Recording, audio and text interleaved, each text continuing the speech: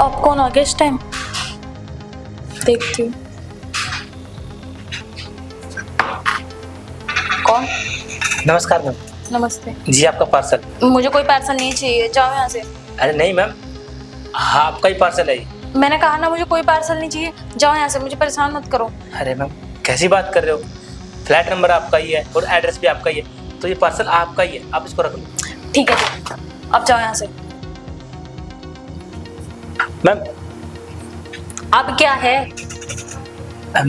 अगर आप बुरा ना मानो तो आपसे एक बात पूछूं। पूछो।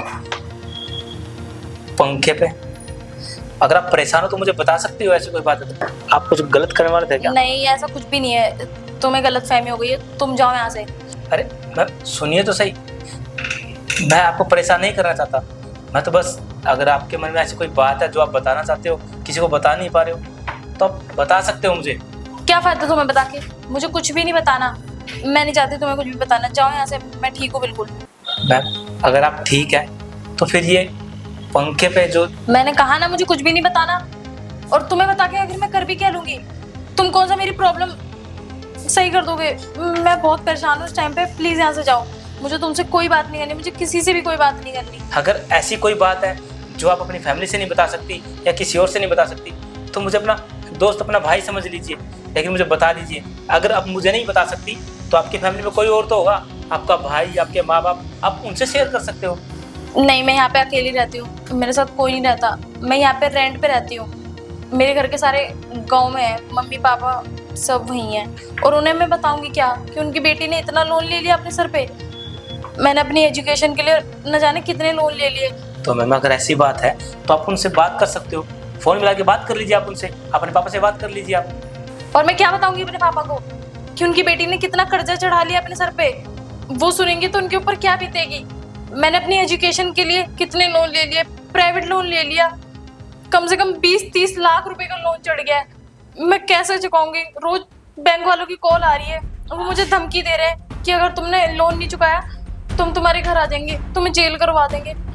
मुझे बहुत डर लग रहा है, मेरे दिमाग में कुछ नहीं आया, तो मैंने सोचा, मैंने लास्ट में आके यही ऑप्शन चुना। और तुम ज्यादा फालतू बात करने की जरूरत नहीं है, जाओ यहाँ से, अपना काम पे ध्यान दो। देखिए मैम मैं समझ सकता हूँ आपकी प्रॉब्लम, जब इस शहर में मैं नया आया था ना तो मेरे साथ भी कुछ ऐसा ही हुआ था, लेकिन जैसे तैसे मैंने आपको संभाल लिया। अब आपकी बारी है, आप एक काम कीजिए, देखिए आप है ना, अपने पापा को फ़ोन लगाइए और बड़े प्यार से उनसे बात कीजिए, उनको समझाइए कि आप किस दौर से गुजर रही हैं, क्योंकि वो पापा हैं, वो सब समझ जाएंगे। मेरे कहने से आप एक बार कॉल कर लीजिए। ठीक है, मैं करती हूँ बात। हेलो पापा, वो मुझे आपको कुछ बात बतानी थी। हाँ बताओ क्या हुआ बेटा।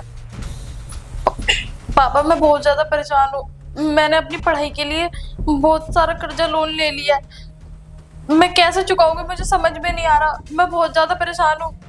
मैं पापा कैसे करूँ, मैं आपको बता भी नहीं सकती थी, बड़ी मुश्किल से आके मैंने आपको कॉल करी है, मेरे को कुछ समझ में नहीं आ रहा, मैं क्या करूँ पापा, मैं कैसे करूँगी सब? बेटा इसमें तो चिंता क्यों करिए, मेरी प्यारी बेटी, ऐसे चिंता करने की जरूरत नहीं है, जब तक तेरा बाप जिंदा ना तुझे कुछ नहीं करना है। कितने रुपए बता मेरे को, बता। 30 लाख। अरे तो क्या बात हो गई बेटा, मैंने अपने जिंदगी भर की कमाई किसके लिए इकट्ठी किया? अपने बच्चों के लिए इकट्ठी किया ना, कि जब भी वो परेशानी में होंगे तो ये पैसा उनके काम आए। बेटा तू चिंता मत कर, मैं सब कुछ बेच दूंगा, लेकिन मेरी प्यारी बेटी को कुछ नहीं होना चाहिए। आखिर तेरे सिवा हमारा है ही पूरी दुनिया। ठीक है पापा, थैंक यू सो मच पापा।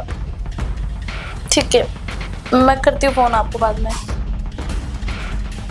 थैंक यू सो मच, मुझे समझ में नहीं आ रहा मैं आपका शुक्रिया अदा कैसे करूँ, आज आपकी वजह से मेरी जान बच गई, न जाने मैं क्या कुछ कर देती, और मेरे माँ बाप, उनका क्या होता, उनका तो कोई है भी नहीं मेरे सिवा। धन्यवाद भैया। अरे आप हाथ में जोड़िए बहन जी, अरे ये तो मेरा फर्ज था, और वैसे भी परेशानियों का ना एक ही हल होता है, माँ बाप के पास, क्योंकि माँ बाप अपने बच्चों को ना कभी परेशान नहीं देख सकते, और आइंदा ऐसा कभी कुछ मत करना। ठीक है भैया। ठीक है चलते।